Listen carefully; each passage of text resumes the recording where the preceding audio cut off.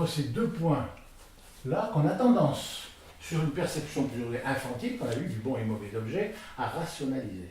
Et là, on jette. On n'aime pas le bon, on n'aime pas le mauvais, on n'aime pas la droite, on n'aime pas la gauche, on n'aime pas le père, on n'aime pas la mère. Bref, on est là-dedans. On a vu aussi qu'il y avait une possibilité d'équilibre.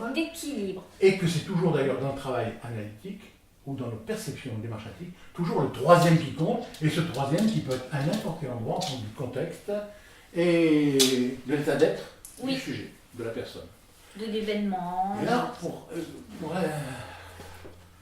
pour expliquer ça d'une autre façon, on a appris ici 4 philosophies de base que l'on peut retrouver au hasard, qu'on peut retrouver. C'est pas d'actualité du tout. Du tout, non, dans le système politique. Hein, voilà. Parce qu'on s'y connaît bien en politique. Voilà. Ça voudrait dire qu'éventuellement, quel que soit l'être humain, il est marqué par ces 4 philosophies.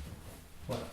Quel que soit l'être humain, il est marqué par ces 4 philosophies. Donc, on marque marxisme, communisme, socialisme, libéralisme et capitalisme, avec très important, les extrêmes gauche et l'extrême droite.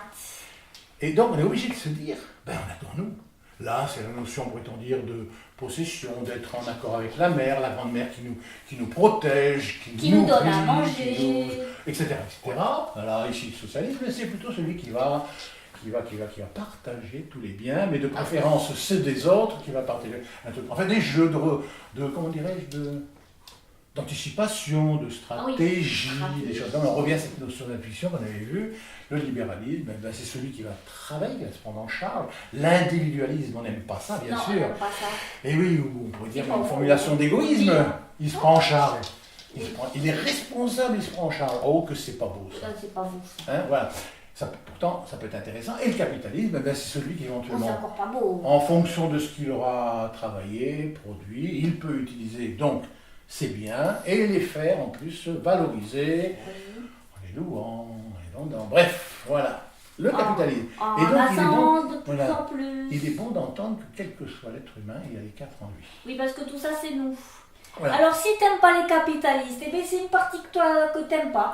Et si t'aimes pas les socialistes, c'est une partie que toi que t'aimes pas. Etc. Alors après, tu choisis. Et quand tu dis « Oh, le vilain marxiste » ou « le vilain capitaliste », en réalité, on est en train de projeter quelque chose sur l'autre qui est en nous, mais qu'on ne veut pas voir. Voilà. Mais quand même, ça avec en plus ce point d'orgue, pourrait-on dire intéressant, c'est ces extrêmes-là. Les extrêmes. L'extrême gauche. Et l'extrême droite. Et si on revoit notre petit dessin qui est ici, extrême gauche et droite, c'est le même point. En fait, c'est le même point, ils se tournent le dos.